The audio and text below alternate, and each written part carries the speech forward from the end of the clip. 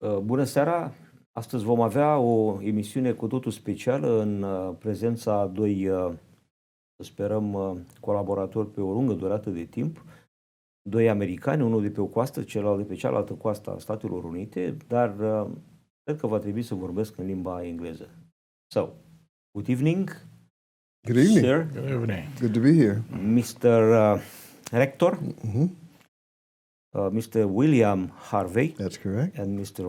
Vice President, Mr. Steve Michael, if Good evening. I know that.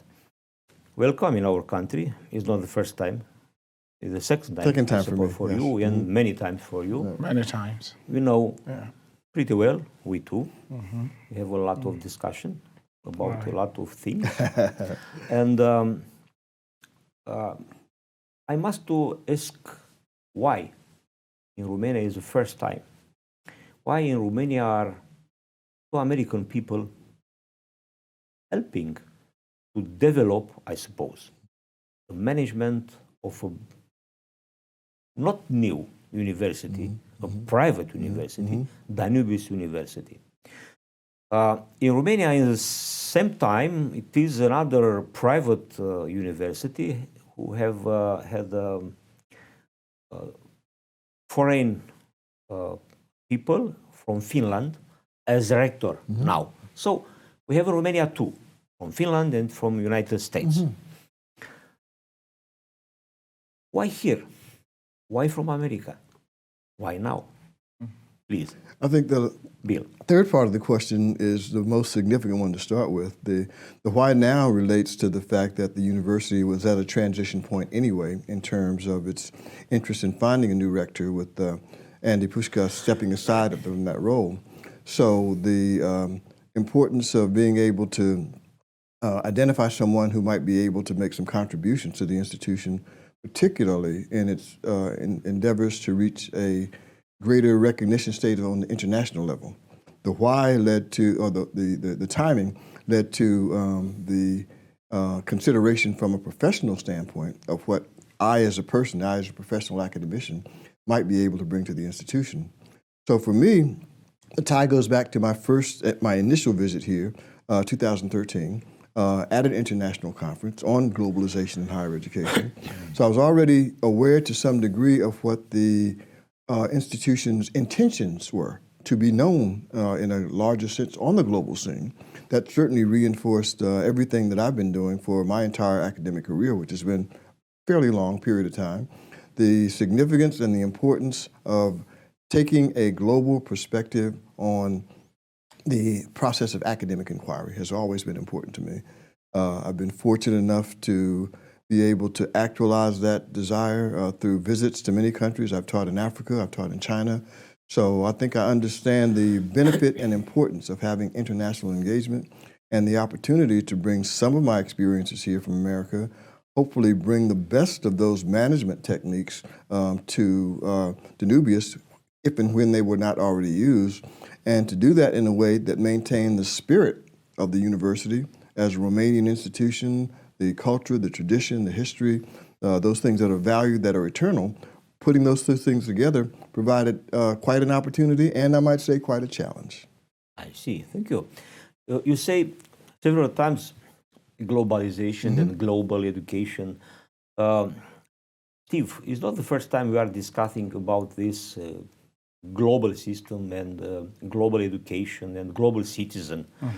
But in the last 1.5 years, we have a drama about this globalization, and this is a pandemic situation. Can that modify a little bit this concept?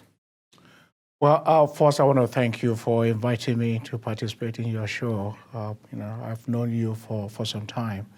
And just, I want to make a very quick correction. You did introduce me as vice president. I'm the vice president of the board of trustees, not of the institution. And also an executive vice president and provost at Charles Andrews University of Medicine and Science in Los Angeles. And indeed, I have been coming to this part of the world for a long time, more than 15, 20 years, really. My first invitation was from a minister of education in Moldova. After the collapse of the Soviet Union, I was invited there. I think I was the first American, really, to be invited over there to give a lecture on globalization, internationalization of higher education, which actually has been my calling. I'm very global in terms of my orientation right from the beginning. And also I was invited to Russia.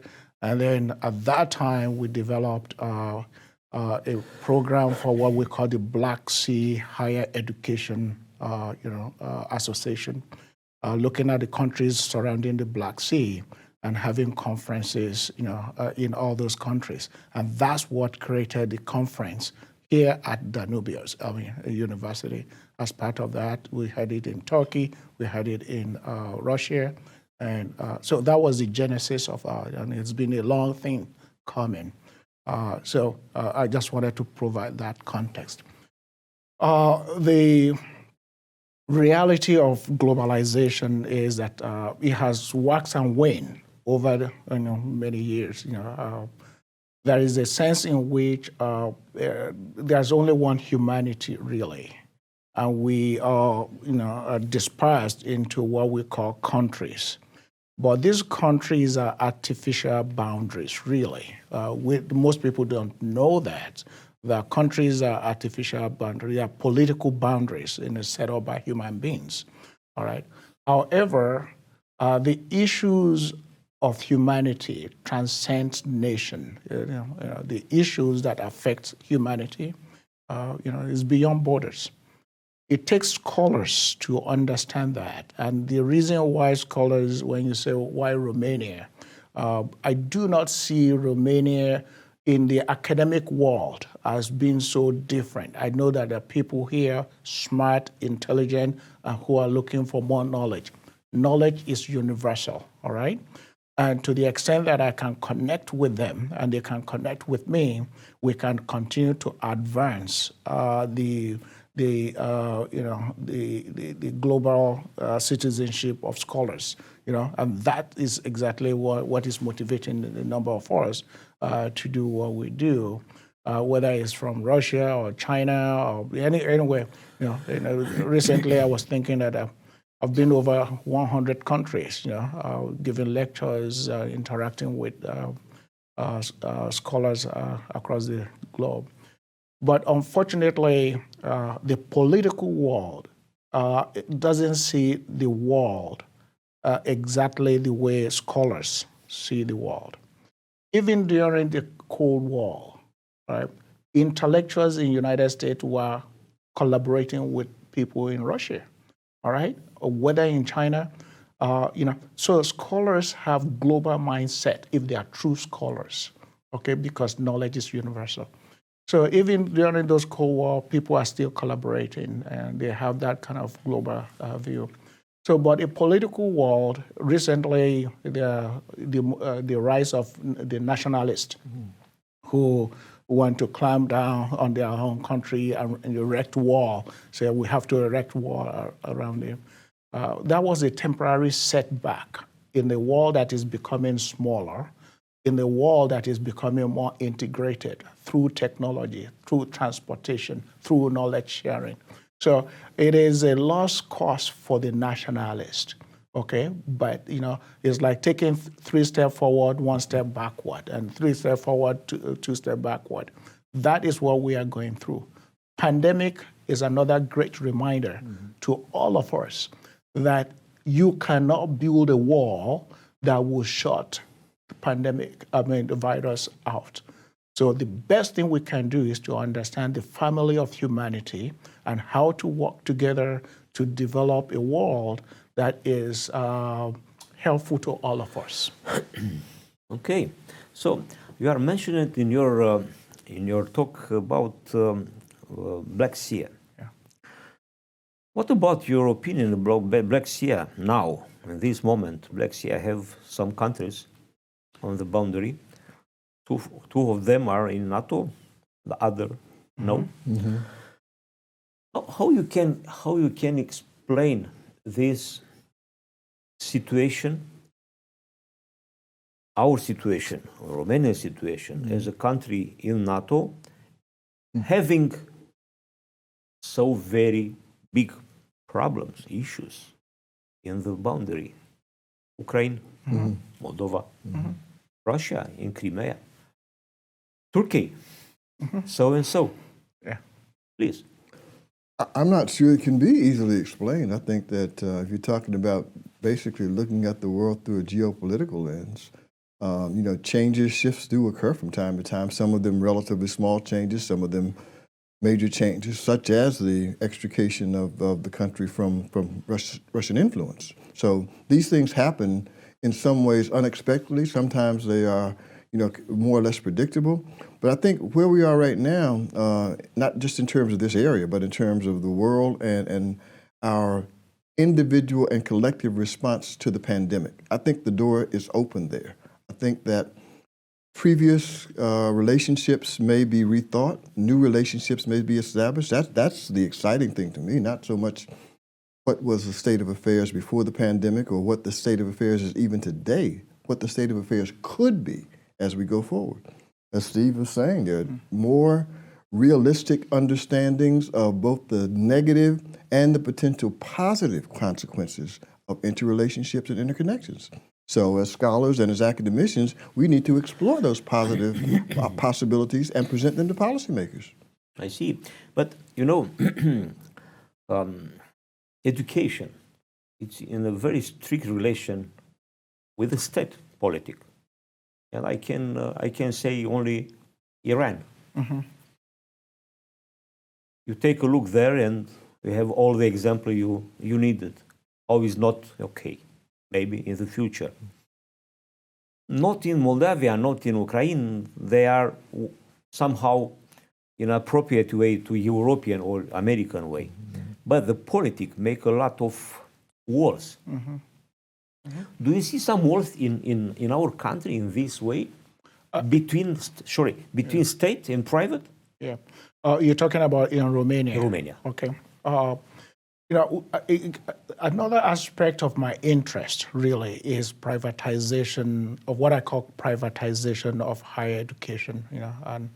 And what I mean by privatization is the increasing role of private higher ed, in the education of the citizenry. That's what I mean by privatization of in my literature, things that I write about. And the reason is because, the government, the public universities or government cannot, educate everyone. They do not have the capacity, to do that.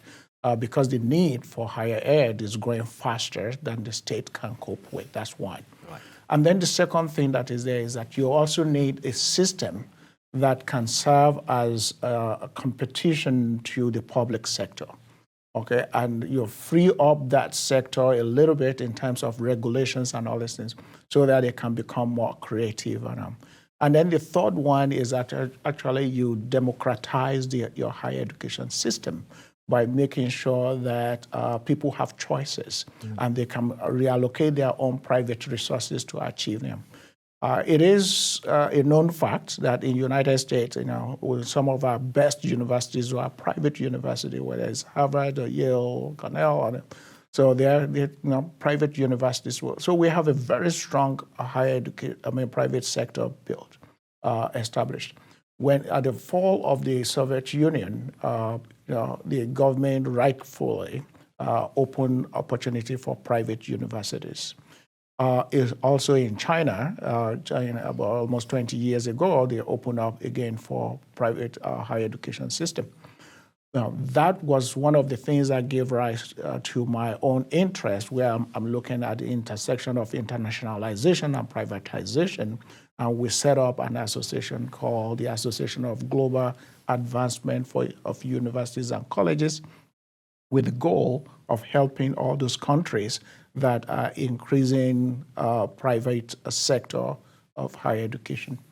But it is one thing to set up the system to allow private universities to exist, Another thing, to create the context for them to flourish, to be able to do what they, For example, there is a particular, I think in China, for example, it used to be that, and I really don't know, in the past year or so, if there is any change in this sector, where the public university will pick all the best students, and then the remaining one kind of go to, private higher education. That really doesn't allow that good competition to take place. So part of what I do, in my own conference and speeches in all these countries is to say, no, that's actually a wrong way of doing it. Level the playing field, let them be able to compete, enable the private sector to be able to challenge the public sector, and compete with them intellectually in all aspects.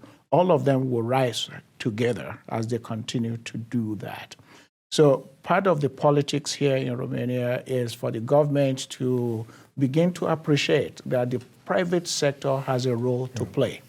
Okay, and if we strengthen them with policy and resources, it will only expand the opportunity for the country. All right, it's not going to limit it, it's not taking away from public sector, but all of them will rise and more opportunities for the nation. Okay, right. Yeah. But Bill, I must ask you, because I have some issues in my head about the competition. I think not any time the competition are right between the state and private in Romania.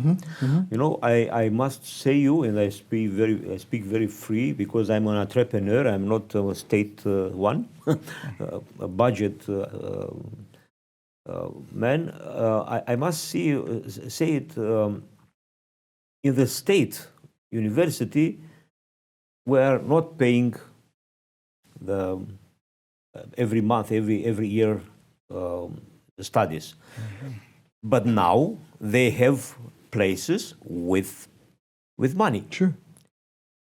On the private, must pay every year. So why must you pay twice in a state university? Why? Because I pay some in taxes, in my fees. Sure. Yes, a lot of money. Yeah. So a part of my money are going there to these free places, and then I pay another amount of money for these places. Is that right? It's right in the sense that it's important for people to be able to exercise choice. And if we're saying that people can exercise choice, it means they can determine where they want to use their resources in order to extract whatever is the benefit of investing their money in that particular enterprise. The basic function in America of providing higher education is connected to this concept called the common good, okay? That as the country improves, the people in the country have a better life, better prosperity, and so forth. So if you're a person who is attending or intending to go to a college, and you have college A here that's a private institution that, as you well state, your taxes are paying to support, or private institution over here, which is a private institution, which is institution B, and you choose to invest your dollars in institution B, then you've made an informed choice knowing that the state supports an institution, the state does not support one, and you're going to have to invest your private resources. You do that presumably because you think the impact of that education is going to be more beneficial for you. So the significance of being able to choose is an important one. In any event, the state ultimately benefits no matter which institution you choose to go to, because a better educated population is going to improve the citizens. Very, very interesting. This means if the government are paying some fees to this state university, must pay to the private university. Why not? Yeah. Well, I've worked in several institutions, both public and private. The most interesting one in this regard is the New York State, which has extensive public and private institutions and supports both, okay? They support the private institutions through what they call the University of the State of New York, which is an enterprise that essentially identifies and supports private institutions. For the state institutions, they have two different systems. One is called the State University of New York, one that's called the City University that's only for institutions in New York City, okay?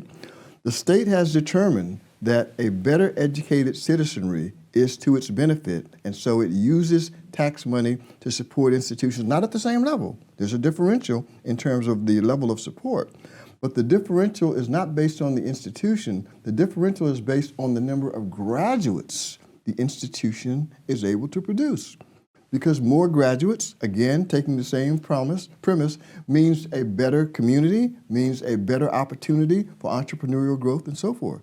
So the common good reference there is it's good for the state to have university graduates. Where they graduate from makes less difference than the fact that once they have the degree, they're going to be a better citizen, both in terms of their civic engagement as well as their capacity to improve the economic development of the state. Okay. Steve, you want to say something on the moment? Well, so part of the conversation you're having is discussed in the literature in economics of higher education in terms of how do we fund higher education and the politics of higher education. Certainly. Yeah. So that's where we discuss all this. There is a sense in which sometimes some of us say, well, give a voucher from the federal government to every citizen, and then they can take that voucher to any school that they want. Okay, so you can take it to whether public or private, and in that way you strengthen all the institutions to do that. And then there is another sense in which some people will say, well, because of the public good, the role of public higher education is to be able to attract the masses, irrespective of their means or their own personal resources. So keep the tuition very low, and I will provide a subsidy to match that so that you can attract as many people. Private sector doesn't have that advantage. They have to cover their cost. So generally their tuition is higher in that. And then the government turns around and says, okay, well, if the students are there in those private institutions, there are some grants, like in my own case, in the United States case, depending on the parental income, they can get some federal dollars, which will help them to pay the cost of their education. So there are different mechanisms that one can put in place. Okay, the most important thing is that you want to free up the competition among those institutions. You want to make sure you are not unduly disadvantaging one sector over the other, but you are actually allowing them to flourish. Because as he said, the returns on investments in terms of education to the nation is much, much greater, is much higher. It's one of the best areas that government can invest in. So if I have $1 to put here or to put there, you rather put it in education because the alternative is unthinkable. Yes, you're very right. But I have another question, but because we are a private television, I must have a very short time for some publicity, and we are going again. Thank you.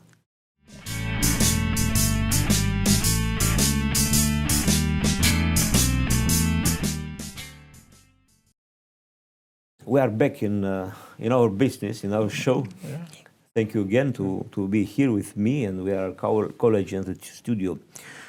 You are speaking about the competition. We are speaking about the private university.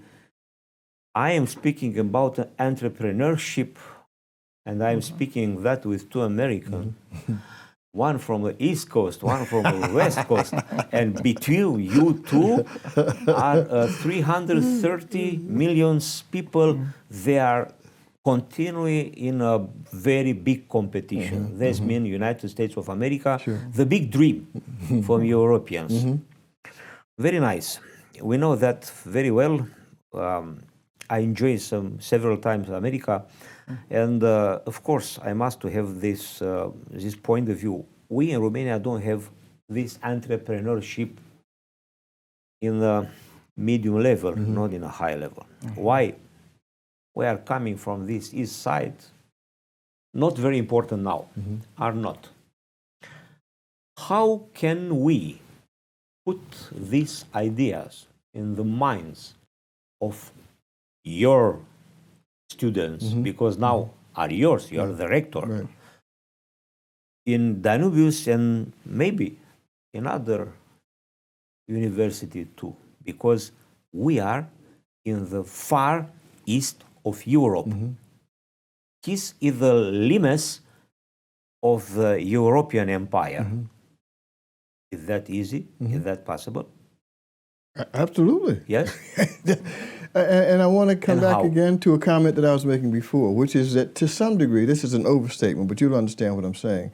We're kind of starting with a clean slate in this post-pandemic period, okay?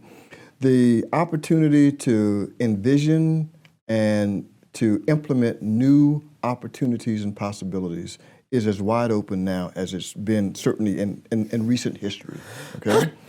The significance of the new opportunity is paired with the emergence of new technologies, all right? So I don't know that there are any limits to what can be done in any particular place by any particular people. That's what I'm saying, all right? One of the key drivers is the motivation and inspiration that people have to go out and make that achievement. And that's what we want to do here. We want to say to people, you know what? You don't know your limits and your capabilities, and we don't either, but we're going to help you discover them, okay? Because we think that the drive that you have by coming here, being here in a private institution, suggests that you want to distinguish yourself, and we want to help you do that. So let's talk about what you know, about what you want to know, about what you need to know, and then let's talk about the process by which you gain that information in traditional and in contemporary forms, through the standard instructor-to-student engagement, through the use of new technologies that will in turn start you on the road. We're not here to help you finish your journey. We're here to help you start on your journey. I see. But what can I say after this, Steve? I'm in Europe, East Europe, but I am in Europe. And the education system in Europe is quite different as the system in the United States. You are coming with a lot of experience, many decades of experience. And you are coming in a side of Europe. Are in Europe enough American university? And the answer is are not enough. Why? You know why, this difference. Can be an American way to make education in Romania? My opinion, personal opinion, yes. Why? Because the Romanian people are in love with America and with the American dream, and you know what I mean. And maybe this way can give the possibility for a lot of people, young or not, to be global citizen through this way.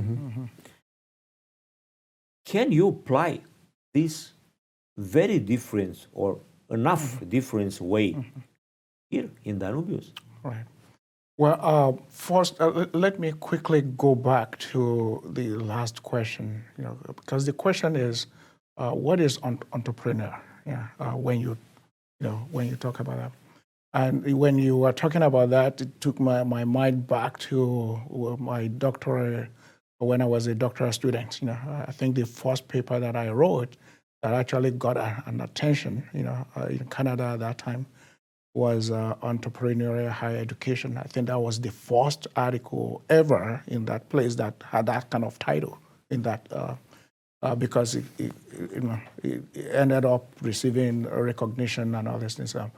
But the thought at that time was an institution can become entrepreneurial itself in a way that would now help the younger folks, the people in there to become entrepreneurs. And what is entrepreneurism?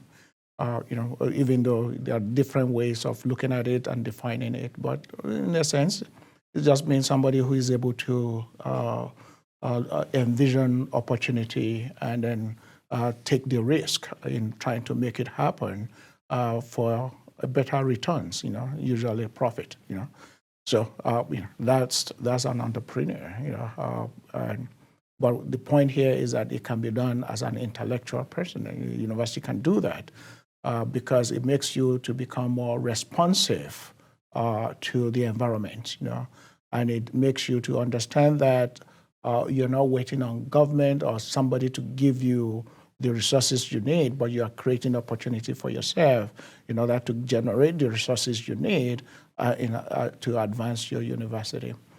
Now, when you say people are in love with America, I think what you mean is that they are in love with the idea of America, the ideals, of America, because those of us who come from America, we struggle too, in some areas, trying to make it a more perfect union and make it a better nation. So there are aspects that we are not, very happy with, and we continue to work on that. But there are ideals and ideas, that we support that way.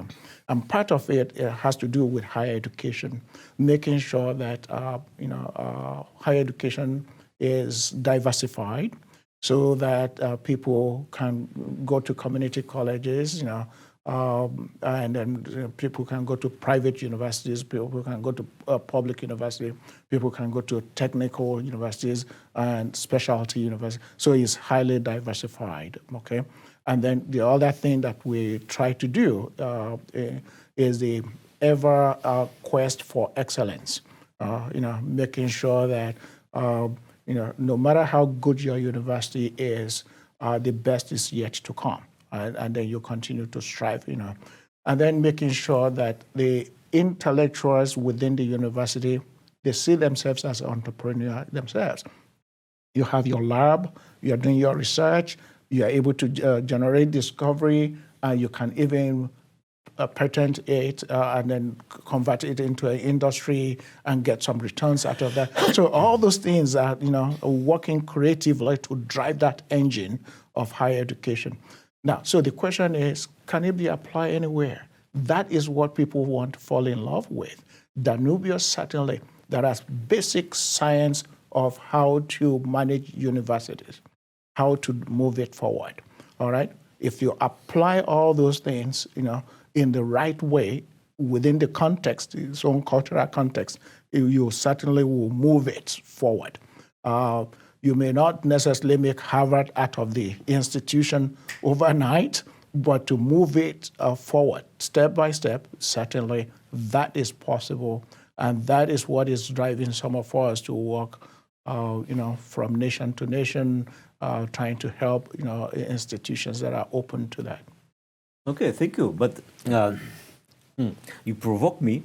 I always do. I always do. You provoke me to ask you something. Good students are going out the university from good and very good professors.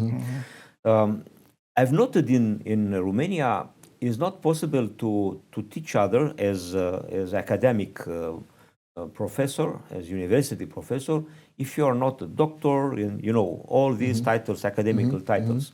But I've noticed in Germany, and I've noticed in France too, I don't know if are in United States, the possibility to have a very, very skilled people.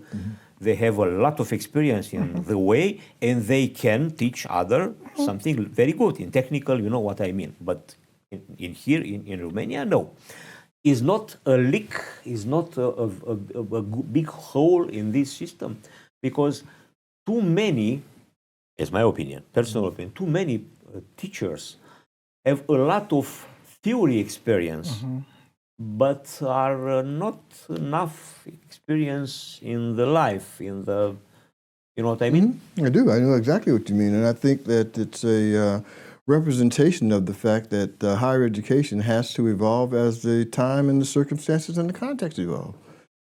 We being people in my age and generation, when I was going through school, through high school, college, and then graduate school, essentially the only method of instruction was didactic instruction, okay? There was a professor, usually a male, okay? Up at the front of the class, okay? We were his students, all assembled in rows in the classroom. We would take down the information that person was presenting to us. The degree of mastery was to give him exactly back what he gave to us, okay? And the better you did that, the more elevated you were in the system, all right?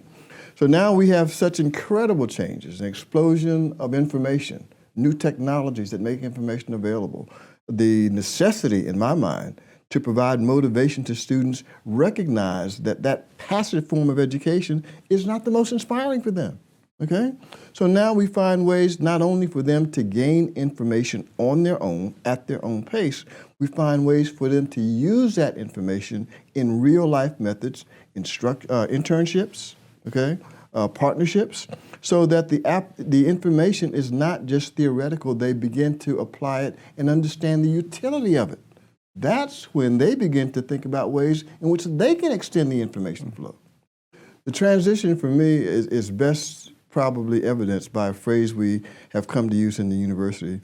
Now, it used to be that when we were moving through graduate school, the form of instruction that you received was by getting information from the sage on the stage, okay? The instructor was up front, that person gave you what you needed to know. We understand now that a much more preferable form of providing education to students is by being the guide on the side. We stand next to our students rather than above our students. We interact with our students. We ask them for information as they see it and apply it and understand it. We learn from them as they learn from us, and we all move forward together. I see. You are learning together. Absolutely.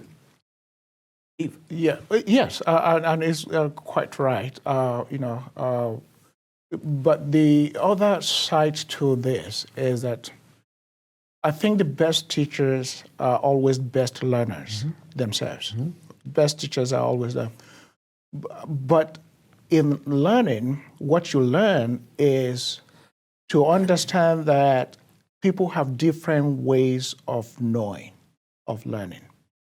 And there's no just one way to teach.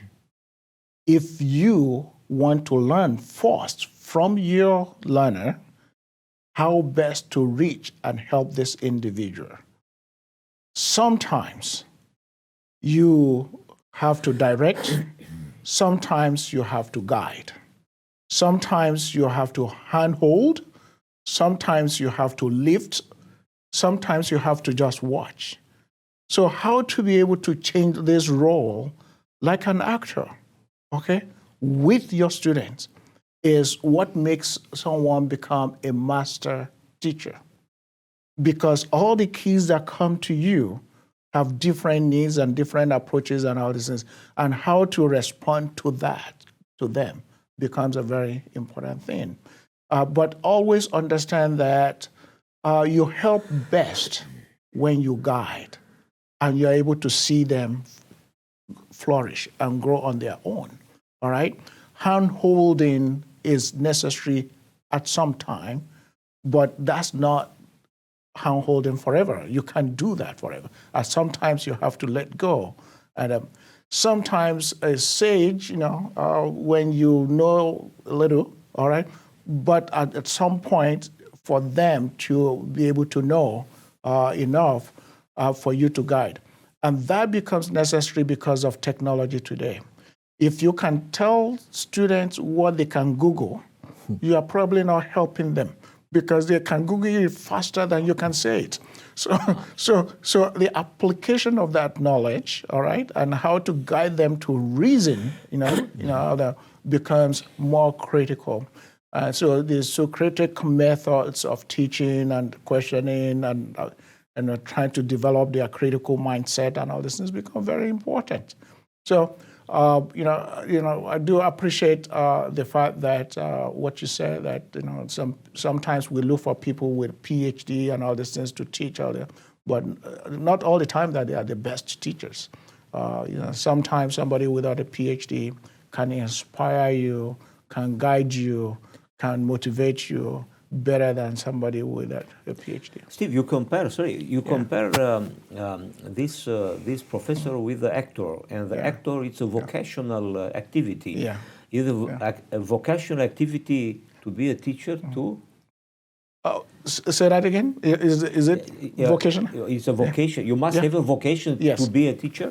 Yeah. Well, a teacher. So it's a trend. No, I know, but is teaching a profession? Yes. A teaching is a profession to the extent that pedagogy is a skill set. Okay?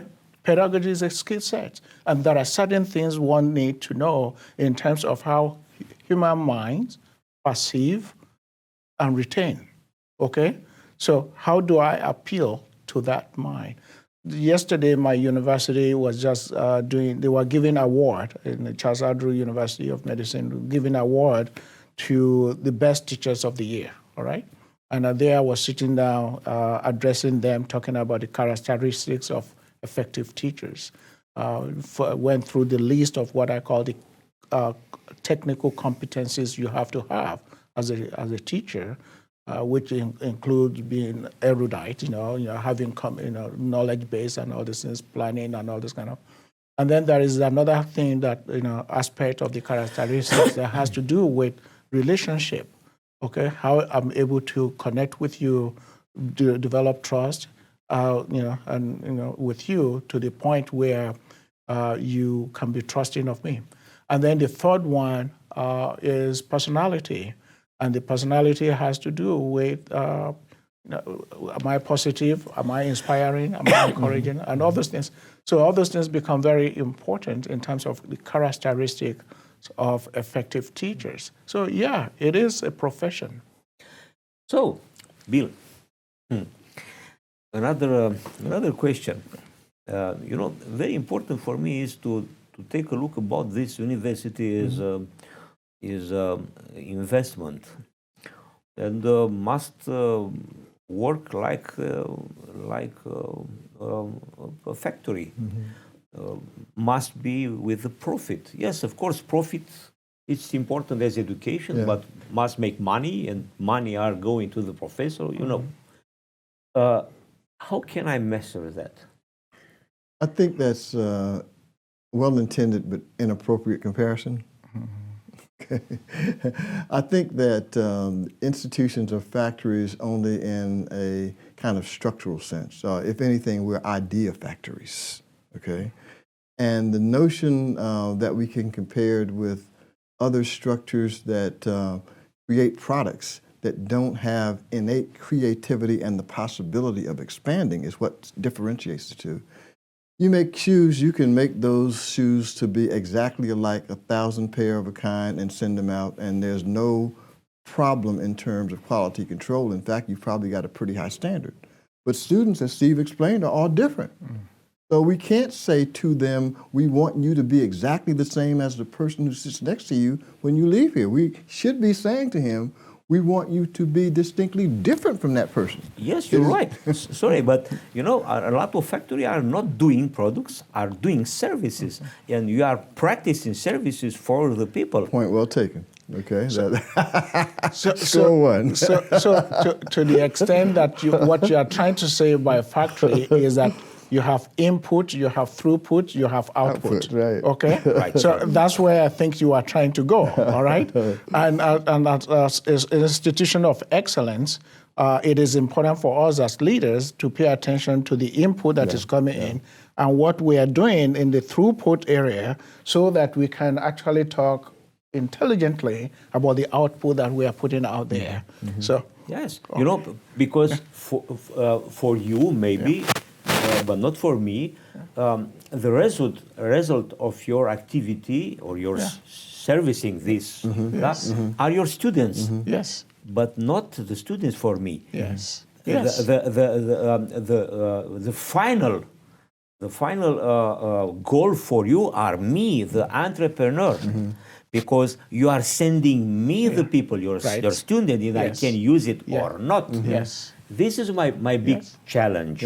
Yes. Can you change something in this? Because in our mentality, we have a lot of problems here in Romania. Right. I think, again, that it's an imperfect analogy in the sense that while we are providing individuals to serve the economic base of any country that we're in, we're doing so much more than that, okay? We're providing philosophers and musicians and artists, people who are creative by nature and who by their very creative products add to the society. So yes, it is important for us to turn out students, graduates if you will, who have technical skills and entrepreneurial interests. But as I said before, we don't want all of our students to only do the same things. We want to provide a palette of individuals who, in fact, each bring something distinctive to their contributions to society. I see. We have only 2 minutes from this big challenge. Big challenge for me because I'm not an English speaker. But I'm sorry again to you and for the people who follow us. What is the first goal in your new activity as a rector in this Danubius University? And I'll give you a short-term goal because the immediate situation, again, I make reference to this that we're coming out of, makes the necessity to make sure that we get back onto a situation where we have leveled our situation economically and structurally. And every institution in the world now is concerned about what the post-pandemic area means in terms of getting its students back to campus. So our short-term goal is to make sure that individuals out there who are considering a college experience understand how much we have to provide here, how much we have to offer. We want the students who were here with us before to return. We want the students who are thinking about initiating a college experience to join us and let us help them develop in the fullest extent that they can be. And I think that as we are able to meet that short-term goal, the products that will turn out for business people like yourself and for society will show other individuals how much we can add to their lives as students, and will continue to grow and prosper as an institution to contribute to the society and the nation of which we're a part. I see. Steve, sorry, can we build together with you and with your colleague from the United States something here in Galați-Brăila, Romania, something like American University? Like, well, you're talking about building an institution. Yes. But before you build an institution, there are so many things one can do. You will remember that about maybe 7 years ago, I brought some students from United States, to Galați. That was their first time in Romania. It was their first time in Galați. And it changed their lives, okay, in terms of their understanding of Eastern Europe.